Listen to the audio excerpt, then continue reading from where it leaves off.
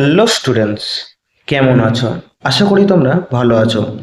স্বাগতম Soumen education official চ্যানেলে। আজ আমি ক্লাস 10-এর গোলক চ্যাপ্টারটির 12 নম্বর অঙ্ক থেকে শুরু করব।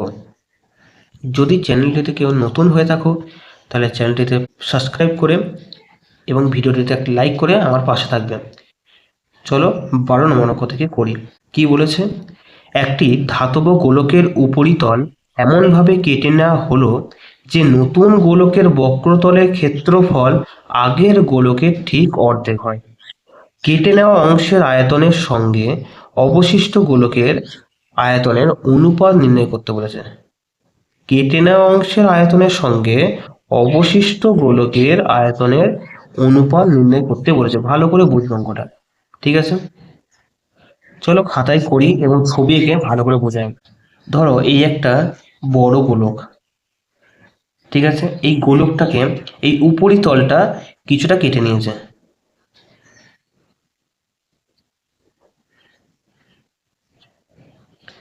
মানে এই অংশটা কেটে নিয়েছে, বুঝে যাচ্ছে? এই অংশটা। এবার কি বলেছে, এই গোলকটির মানে এই উপরিতলটির আয়তন আর অবশিষ্ট গোলকটির আয়তনের অনুপাত চেয়েছে। তাহলে লিখি, ধরি ধাতব গোলকটির ব্যাসার্ধ সমান বড় হাতে আর, এবং নতুন যে গোলক এলো, নতুন গোলকটির ব্যাসার্ধ কেটে নেওয়ার পর সমান কত? ছোট হাতে আর ধরলাম, আর এখানে একক ধরলাম, ঠিক আছে? একক। এবার কি বলেছে যে নতুন গোলকটা তৈরি হয়েছে আগের গোলকের অর্ধেক। এবার নতুন যে গোলকটি তৈরি হয়েছে তার বক্রতলের ক্ষেত্রফলটা আগের যে গোলকটির বক্রতলের ক্ষেত্রফলের অর্ধেক। তাহলে একবার আমি শর্তে লিখতে পারি 4 পাই ছোট গোলকটির বক্রতলের ক্ষেত্রফল সমান বড় গোলকটির বক্রতলের ক্ষেত্রফলের অর্ধেক। এটা সমান এই একটা শর্তে। তাহলে এখান থেকে আমি 4 পাই কেটে দিতে পারি। এখান থেকে আমি বলতে পারি যে আর স্কোয়ার, বড় হাতে আর স্কোয়ার সমান 2r²। এখান থেকে বলতে পারি বড় হাতে আর সমান √2r একক, ঠিক আছে? তাহলে বড় গোলকটির ব্যাসার্ধ সমান √2 ইন্টু ছোট গোলকটির ব্যাসার্ধ। বোঝা গেল? এই সম্পর্কটা কিন্তু মাথায় রাখবে, পরে কাজে লাগবে। এবার বলেছেন আগের গোলকটি মানে হচ্ছে, এবার বলেছে নতুন গোলকটির এবং অবশিষ্ট গোলকটির আয়তনের অনুপাত, ঠিক আছে? তাহলে নতুন গোলকের আয়তন কি হবে? এখান থেকে আমি বলতে পারি দ্বিতীয় শর্তে, ভালো করে বুঝবে এই জায়গাটা, খুব একটু ভজঘট অঙ্কটা, একটু বুঝতেই হয়ে যাবে।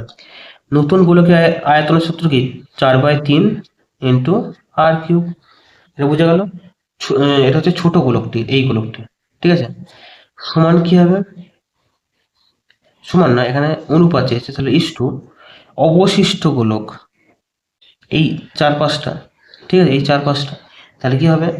আগে ছিল গোটাটা, তাহলে 4/3 পাই বড় হাতে r³ মাইনাস 4/3 পাই ছোট হাতে r³। মানে বড়টা থেকে এই ছোটটা যদি বাদ দিয়ে তাহলে তো অবশিষ্ট পড়ে থাকবে, তাহলে এই দুটোর বিয়োগফল।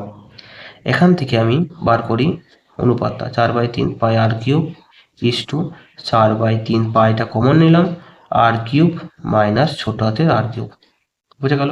4/3 পাই 4/3 পাই কেটে দিলাম। এখান থেকে আমি বলতে পারি r³ ইস্টু বড় হাতের r³ মাইনাস ছোট হাতের r³। বুঝে গেল? এখান থেকে r³ ইস্টু বড় হাতের r সমান কি পেয়েছি? √2r। বুঝে গেল? তাহলে √2r এর হোল কিউব সমান কি হবে? √2r তার হোল কিউব মাইনাস ছোট হাতের r³। বুঝে গেল? এবার আমি r³ ইস্টু বলতে পারি যে √2 তার হোল কিউব মানে 2√2 আর আর কিউবের তো আর কিউব বটেই, মাইনাস আর কিউব। ঠিক আছে, এবার আমি আর কিউব থাকুক এখানে, আর কিউবটা কমন নিয়ে নেবো, যেহেতু দুটোতেই আর কিউব আছে কমন নিয়ে নেবো, 2√2 মাইনাস 1। ঠিক আছে, এবার আর কিউব আমি মনে মনে কেটে দিতে পারি, তাহলে 1:2√2 মাইনাস 1, 2√2 মাইনাস 1। এইটাই হচ্ছে আয়তন দুটির অনুপাত। বোঝা গেল অঙ্কটা? কোনো জায়গায় যদি অসুবিধা হয়ে থাকে আবার একটু পেছিয়ে ভিডিওটি দেখো, তাহলে আরো ভালো করে বুঝতে পারবেন। আর যদি কোনো প্রবলেম থেকে থাকে অবশ্যই কমেন্টে জানাও কোন জায়গাটায় প্রবলেম আছে। তারপরে 13 নম্বর অঙ্কটা করি। 13 নম্বর অঙ্কটি এবার করব। কি বলেছে, 14 সেমি দৈর্ঘ্যের ব্যাসার্ধ বিশিষ্ট একটি ভূগোলকের অক্ষের বক্রতলে 0.7 সেমি দৈর্ঘ্যের ব্যাসার্ধ বিশিষ্ট দুটি বৃত্তাকার ছিদ্র করা হয়েছে। ভূগোলকটির গোলাকার অংশের ধাতব পাতের ক্ষেত্রফল হিসাব করে লিখি। তার মানেটা কি, বক্রতলে ক্ষেত্রফল চেয়েছে। ঠিক আছে, এবার কিন্তু এখানে একটা অসুবিধা হচ্ছে, গোলকটিতে দুটো ছিদ্র করা আছে যার ব্যাসার্ধের দৈর্ঘ্য বলে দিয়েছে 0.7 সেমি। এবার ছিদ্র থেকে এই 0.7 সেমিটা আমি যদি দুটো বাদ দিয়ে দিই তাহলে উত্তর আমরা সহজেই পেয়ে যাব। চলো ছবির মাধ্যমে বোঝাই। ধরে নাও এই একটা ভূগোলক, ঠিক আছে। এবার মেরু দিকে এইখানে একটা ছিদ্র আছে এরকম, আর এইখানে একটা ছিদ্র আছে, ঠিক আছে, যার ব্যাসার্ধ বলেছে 0.7 সেমি। ঠিক আছে, এবার এর ব্যাসার্ধ বলে দিয়েছে 14 সেমি, ভূগোলকটির ব্যাসার্ধ বলে দিয়েছে 14 সেমি। এবার গোটা গোলকের যদি আমি বক্রতলের ক্ষেত্রফল বার করে এই দুটো বৃত্তের, এক প্রকার বৃত্তেরই যদি ক্ষেত্রফল বাদ দিয়ে দিই তাহলে আমরা গোটা যে ভূগোলকটির কত লোহা আছে বা পাত আছে আমরা সহজে বার করতে পারবো। চলো করি। ভূগোলকটির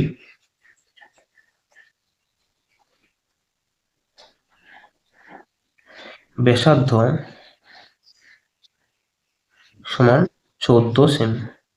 ঠিক আছে, তাহলে বক্রতলের ক্ষেত্রফলের সূত্র কি, বক্রতলের ক্ষেত্রফল সমান 4πr², আর যেখানে ব্যাসার্ধ, তাহলে 4 ইন্টু পায়ের মানটা 22/7, একই কতবার করেছি, আর আর এর মানে কি 14, 14 স্কোয়ার আছে মানে দুবার গুণ হবে।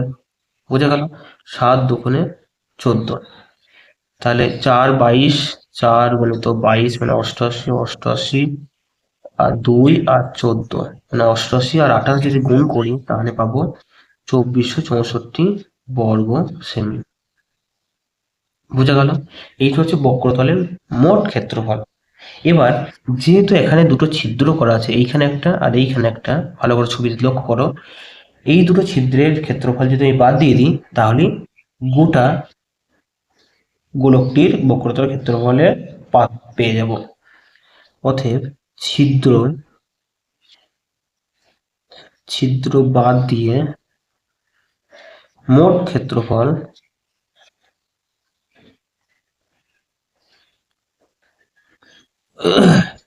যেহেতু টোটাল কত পেয়েছি 2464, মাইনাস কটা ছিদ্র আছে, দুটো। এবার একটা বৃত্তের ক্ষেত্রফলের সূত্র হচ্ছে πr², এটা মাথায় রাখবে, πr²। পায়ের মানটা কি 22/7। ঠিক আছে, আর মানে কত, এখানে কত বলেছে, চিত্রের ব্যাসার্ধ কত বলেছে 0.7, তার হোল স্কোয়ার। হোল স্কোয়ারটাকে না লিখে আমি দুটো গুণ করে দিলাম, 0.7, যেহেতু এখানে হোল স্কোয়ার আছে দুবার আমি গুণ করে দিলাম। দশমিক তুললে তলায় 10 হবে, 7 7 কেটে গেল। বোঝা গেল, তাহলে 2464 মাইনাস 44 গুণিত 7 মানে 308 বাই তলায় 100, 10 গুণিত 10 মানে 100। সেখান থেকে 2464 মাইনাস 10 তলায় 100 আছে মানে দু ঘরে আগে দশমিক হবে মানে 3.08। এই দুটো বিয়োগ করে হচ্ছে 2460.92 বর্গ সেমি। এইটাই হচ্ছে অ্যান্সার। যদি কোনো জায়গায় অসুবিধা হয়ে থাকে কমেন্টের মাধ্যমে জানাও কোন জায়গায় অসুবিধা। এখনো যদি ভিডিওটিতে লাইক না করে থাকো এক্ষুনি করো এবং চ্যানেলটিতে সাবস্ক্রাইব করতে যেন ভুলবে না। চলো তার পরের অঙ্কটা করা যাক। 14 নম্বর অঙ্কটা কিন্তু মাধ্যমিকে প্রায় এসে থাকে। 2022 সালে এই অঙ্কটি এসেছিল। খুব ইম্পর্টেন্ট, প্রায় স্কুলের এক্সামগুলো যেখানে হয় সেখানেও প্রায় এসে থাকে খুব এই ধরনের টাইপের। হ্যাঁ, এই 14 নম্বর অঙ্কটা আছে, এই চ্যাপ্টারের 9 নম্বর অঙ্কটা আছে, এই টাইপের অঙ্কগুলো স্যাররা বা মাধ্যমিকের এক্সামিনাররা খুব পছন্দ করে। এই ধরনের অঙ্কগুলো ভালো করে কনসেপ্ট ক্লিয়ার রাখবেন যাতে কোনো অসুবিধা না হয়ে থাকে। কি বলেছে? 8 সেমি দৈর্ঘ্যের ব্যাসার্ধের একটি নিরেট লোহার গোলককে গলিয়ে 1 সেমি দৈর্ঘ্যের ব্যাসার্ধের কতটি বা কয়টি নিরেট গুলি তৈরি করা যাবে হিসাবে লিখে। মানে বড় লোহার গোলকটাকে গলিয়ে ছোট ছোট গুলি তৈরি করবে, তা কটা তৈরি করা যাবে? মেন কনসেপ্ট হচ্ছে এইটাই, খুব সহজ। হ্যাঁ, প্রথমে আমি বড় গোলকটির আয়তন বার করব এবং ছোট ছোট গুলির আয়তন বার করবো। দুটো যদি ভাগ করে দিই তাহলেই কটা গুলি তৈরি করা যাবে, খুব সহজে বার করা যাবে। কনসেপ্ট ক্লিয়ার হলো? চলো খাতায় করি। নিরেট লোহার গোলকের ব্যাসার্ধ সমান 8 সেমি, ঠিক আছে। আর গুলির ব্যাসার্ধ বলে দিয়েছে 1 সেমি, ঠিক আছে। এবার বড় গোলকটির আয়তন বাই ছোট গুলির আয়তন, বোঝা গেল? তাহলে মোট গুলি, খুব সহজ অঙ্ক, গুলি তৈরি করা যাবে বড় গোলকটির আয়তন মানে 4/3 পাই, ব্যাসার্ধ 8 মানে হচ্ছে 8-এর কিউব। 8-এর কিউবটাকে আমি 8 × 8 × 8 লিখলাম, ঠিক আছে, বাই এবার ছোট গুলির আয়তন, তাহলে 4/3 পাই, ছোট গুলির ব্যাসার্ধ কত? 1 সেমি, তাহলে আমি 1 × 1 × 1, একের সঙ্গে যাই গুণ করে তো একই হবে, কোনো অসুবিধা কিছু নেই। 4/3 কেটে গেল, পাই পাই কেটে গেল, তাহলে 8 × 8 × 8 = 64, 64 8-এ হচ্ছে 512, তাহলে 512টি গুলি তৈরি করা যাবে।